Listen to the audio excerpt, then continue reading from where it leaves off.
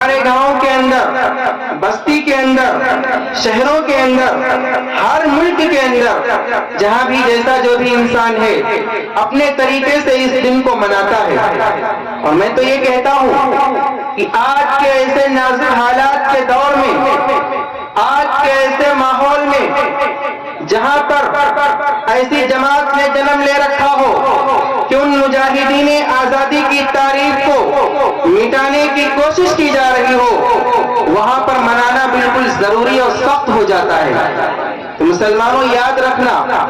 ہمارے بزرگوں نے جو اس ہندوستان کے اندر آزادی لڑ کر کے خواب دیکھا تھا وہ یہی تھا کہ سارے مذہب کے ماننے والے لوگ ایک پلیٹ فارم کے اوپر آئیں گے اور قومی یکجہتی کے ساتھ اس ملک کے اندر رہیں گے،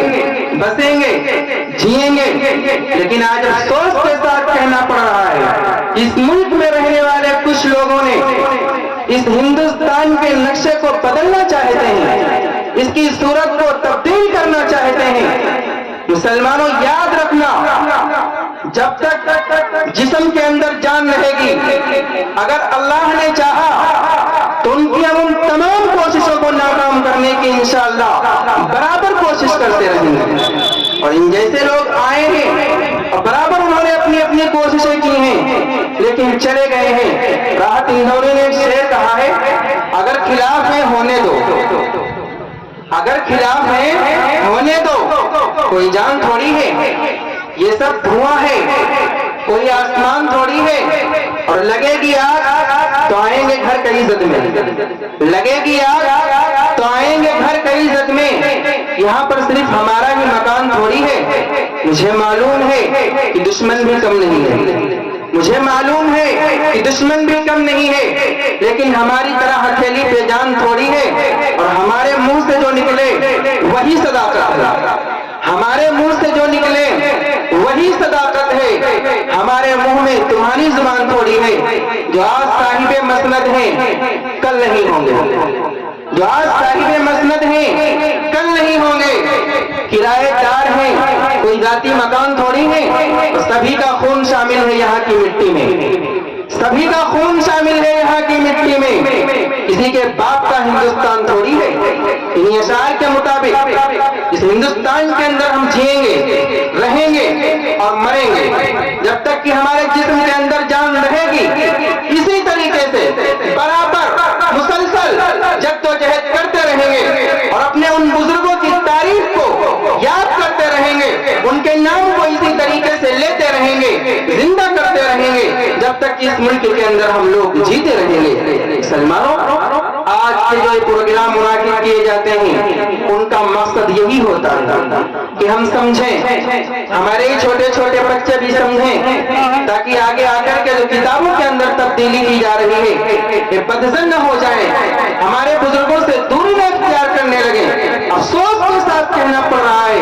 آج ملک میں بسنے والا ایک طبقہ اورنگزیب رحمۃ اللہ علیہ کے خلاف نہ جانے کیسی کیسی باتیں کرتا ہے اور کہتا ہے کہ مغلیہ سلطنت کے اندر جب وہ آئے ہیں تو مغلیہ سلطنت کو زوال آیا ہے، وہ نیچے گئی ہے۔ میں یہ بات یہاں پر کھل کر کہہ دینا چاہتا ہوں، جن لوگوں کے دل کے اندر اورنگزیب عالمگیر رحمۃ اللہ علیہ کے خلاف کوئی قطور ہے وہ کتابوں کا مطالعہ کریں، تاریخی کتاب کو اٹھائیں اور ان کو دیکھیں، معلوم ہو جائے گا کہ اورنگزیب عالمگیر رحمۃ اللہ علیہ کیا تھے۔ مسلمان کہتے ہیں کہ وہ اورنگزیب عالمگیر رحمۃ اللہ علیہ جو تھے وہ صحیح نہیں تھے، وہ جب مغلیہ سلطنت کے اندر آئے تھے اس کو زوال آیا تھا، وہ کمزور پڑ گئی تھی۔ نہیں مسلمانوں، کتابوں کے اندر لکھا ہے، میں نے خاص طور پر اس واقعے کا مطالعہ کیا ہے کیونکہ یہ بات ہمارے سامنے پچھلے سال بھی آئی تھی کہ اورنگزیب عالمگیر رحمۃ اللہ علیہ جو ہے ملک کے اندر انہوں نے مغلیہ سلطنت کے ساتھ غداری کی تھی۔ نہیں مسلمانوں، غلط ہے۔ اگر کسی کو ایسا لگ رہا ہے تو تاریخ کا مطالعہ کرے، کتاب اٹھا کر کے دیکھے، اسے معلوم ہو جائے گا اورنگزیب رحمۃ اللہ علیہ نے اس ملک کے اندر کیا کیا ہے۔ اس تاریخ کو شاید لوگ بھول جاتے ہیں کہ 1707 کے اندر جب اورنگزیب عالمگیر یہاں سے تشریف لے جاتے ہیں، ان کی وفات ہوتی ہے، اللہ کو پیارے ہوتے ہیں، اسی وقت سے انگریز اپنے پاؤں کو پھیلانا شروع کر دیتا ہے۔ اس سے پہلے اتنی اس کی ہمت نہیں تھی، اتنی طاقت نہیں تھی لیکن مسلمانوں جب اورنگزیب عالمگیر رحمۃ اللہ علیہ اس دنیا سے تشریف لے جاتے ہیں تب کھل کر کے انگریز میدان میں آتا ہے. تو اورنگزیب عالمگیر رحمۃ اللہ علیہ کے بارے میں جو لوگ غلط سمجھتے ہیں ان سے میں کہنا چاہتا ہوں